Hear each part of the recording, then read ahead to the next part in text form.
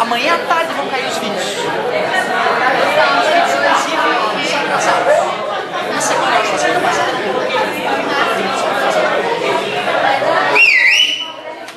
Galerinha, vamos fazer aqui aquela correria na Física C, desde o começo do ano. E para cá eu poder entender eletrostática.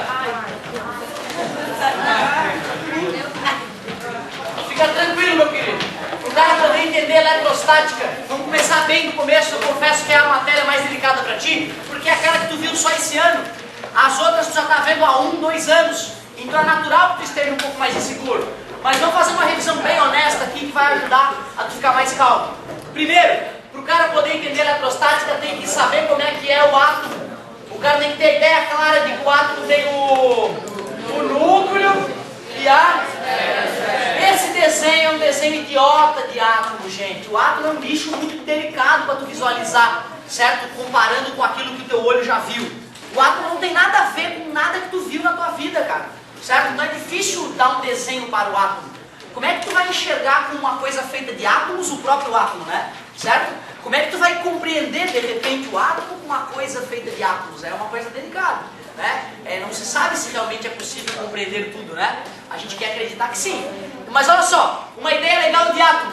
Uma partícula minúscula flutuando no meio do nada e em volta dela uma grande região, um vespeiro muito bizarro, muitas vespinhas, certo? Na verdade são os nossos queridos elétrons, girando em tamanha velocidade em volta do núcleo atômico, que eles dão milhões de voltas por segundo em volta do núcleo atômico. E como isso é muito rápido, forma um escudo invisível protetor em volta do núcleo, que é a chamada eletrosfera, que é algo vibrante. Por isso quando eu falo da eletrosfera eu faço min. E aí eu imito, né, o átomo frio, e o átomo quente. Chega uma hora que ele está vibrando tanto que chega a emitir luz, além do infravermelho, que ele emite o tempo inteiro devido ao a vibração da eletrosfera, beleza? Então a eletrosfera é um escudo Jedi invisível que protege o núcleo. Para tu poder chegar no núcleo, meu querido, tens que dar uma pancada muito grande nessa eletrosfera para abrir esses elétrons e atingir o núcleo, talvez gerando uma reação nuclear, bomba atômica, não é isso? Beleza. Bom, lá no núcleo moram 2 caras.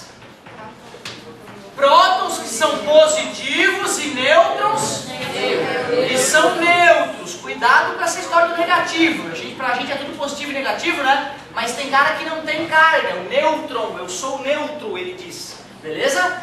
E lá na eletrosfera é que moram os elétrons. Que sobrou a carga negativa para esses elétrons. É isso mesmo. O mais maluco é que o homem, na investigação da natureza, conseguiu medir a carga do elétron, cara, que é a mesma carga do próton em módulo, não é isso? Só muda o sinal. Por isso que na química nós aprendemos que quando um átomo tem o mesmo número de prótons e elétrons, ele está neutro. Né? Concorda comigo? Ele está neutro. O cara que tem excesso de elétrons fica negativamente carregado, o cara que tem excesso de prótons fica positivamente carregado. E já que nós sabemos que a carga elementar, que é a carga de um elétron ou a carga de um próton, parabéns, carga igual, mais ou menos 1,6. O nome dessa coisa? Coulomb. É isso aí, é o nome de um dos gênios que ajudou a desenvolver essa área. Galera, já que eu sei quanto é a carga de um deles, eu consigo calcular a quantidade de carga de um corpo. Quantidade de carga. Para calcular a quantidade de carga que um corpo carregado tem, é só pegar o número de partículas em excesso, porque se eu tenho 5 prótons e 5 elétrons, eles se anulam. Eu pego a quantidade de cargas em excesso e multiplico pela carga elementar. É só isso. Beleza? Então é bem simples essa ideia. Se eu tenho excesso de prótons, eu vou usar a carga positiva. Se eu tenho excesso de elétrons, eu vou usar o valor negativo dela. Simples assim. Então, ó, não se esqueçam. Corpo neutro. O que seria o corpo neutro? Número de prótons igual ao número de elétrons. Corpo positivamente carregado. O número de prótons maior que o número de elétrons. E o corpo negativamente carregado, lógico, o número de de elétrons é que é maior, o número de prótons então é menor que o número de elétrons. Isso é algo bem simples, né, mas não custa a gente revisar. Por isso que não pode cair naquela. Corpo neutro é aquele que não tem carga. Certo? Essa é clássica do vestibular, cara. E se o cara não está acostumado com a pegadinha do vestibular, o cara vai seco, né? Corpo neutro não tem carga, lógico, carga é zero. Mas não, nós somos uma carga ambulante. Tu é um pedaço de carga elétrica, cara, certo? Só que tu não dá choque nas pessoas porque tu tem mais ou menos o mesmo número de prótons e elétrons. Se bem que quando tu tira a roupa, bota a roupa, esfrega malha com malha, pode dar um estralinho na hora de cumprimentar alguém e encostar em alguém, né? Certo? Pode dar uma sensaçãozinha esquisita. É a famosa eletrização por...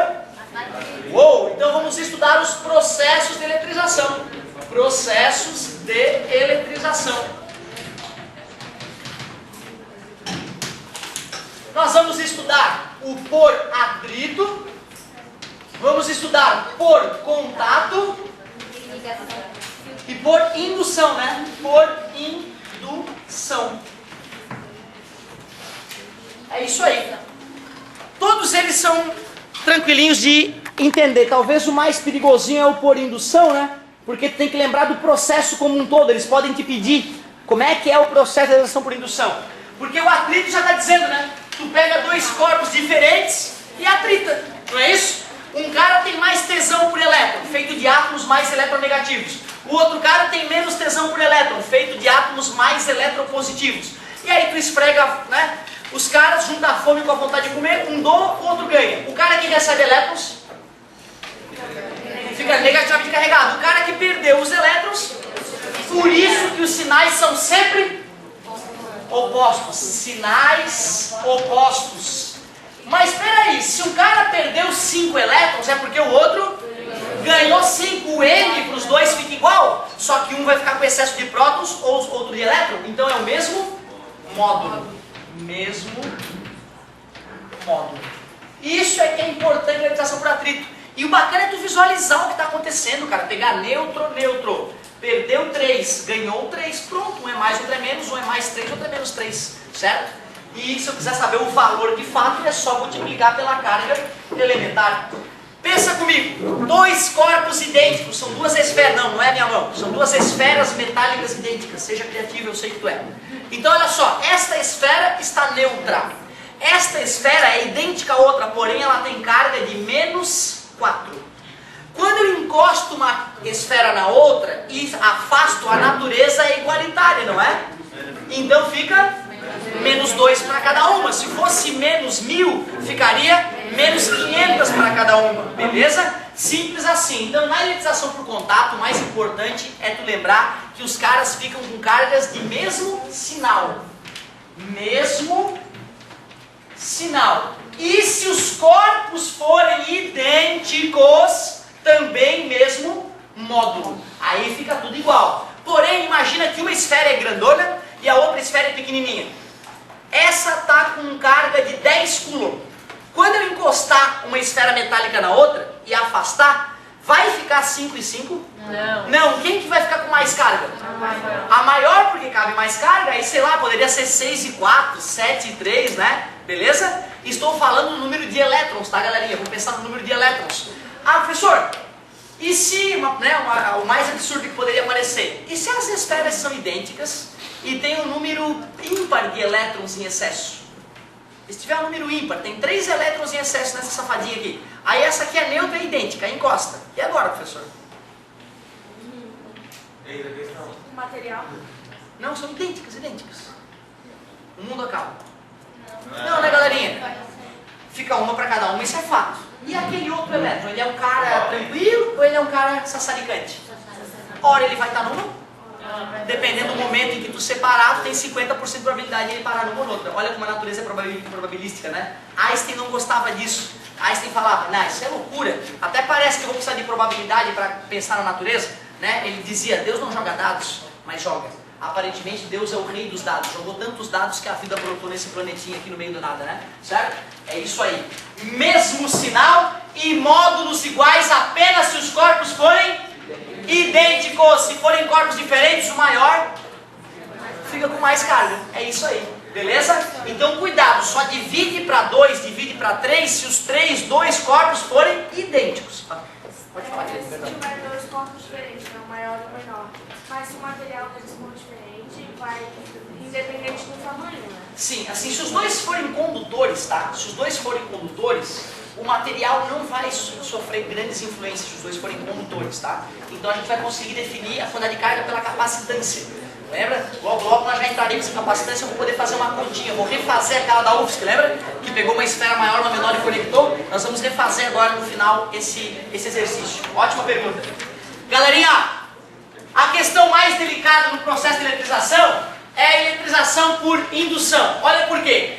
Nesse processo tu tem um corpo neutro, mas para carregá-lo tu vai usar um corpo que já tinha carga inicialmente, que é chamado de indutor. Tu vai fazer o quê? Tu vai pegar o corpo neutro e vais aproximar do corpo indutor. Esse corpo vai continuar neutro, mas como os opostos? Os elétrons desse corpo condutor vão se aproximar do corpo positivamente carregado. Esses elétrons terão escapado de átomos mais distantes. Ou seja, há uma distribuição de carga no corpo, mas ele continua neutro. Por que ele está neutro? Porque ele não perdeu nem ganhou carga. Ele continua com o mesmo número de prótons e elétrons. Porém, os elétrons estão loucos para ir para aquele sujeito lá, ó. Beleza? Só que também não tem mais da onde vir elétron, né? E esse campo elétrico que surgiu devido a essa diferenciação acaba impedindo que mais elétrons cheguem lá. Então chega uma hora que a coisa fica em equilíbrio. Porém, eu pego esse corpo neutro e conecto ele com o planeta Terra. Faço o famoso fio Terra. Quando eu fiz o fio Terra, agora a Terra é um corpo imenso que pode ganhar e perder elétrons sem sofrer grandes induções. Então, esse corpo aqui está atraindo o que mesmo? Elétrons. O que vai acontecer pelo fio Terra? Sobem mais elétrons. Depois que subiu mais elétrons, eu corto o fio Terra.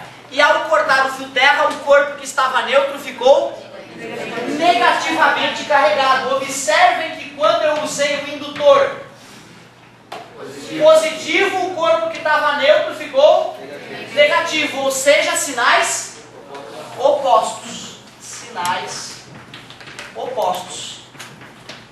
Essas duas aqui eu não posso falar uma regra para a quantidade de carga. Beleza? Porque nesse aqui o cara vai ter que me falar quanto de corrente passou pelo fio, quanto tempo passou para eu poder calcular a quantidade de carga. Só com a situação assim não dá para prever quanta carga vai entrar. E do contato eu só posso dizer que as cargas se dividem igualmente quando os corpos forem idênticos. Fora isso, daqui a pouco a gente vai ver uma teoria que nos permita calcular, a tal da capacitância. Então começamos a introdução na parte de eletrostática.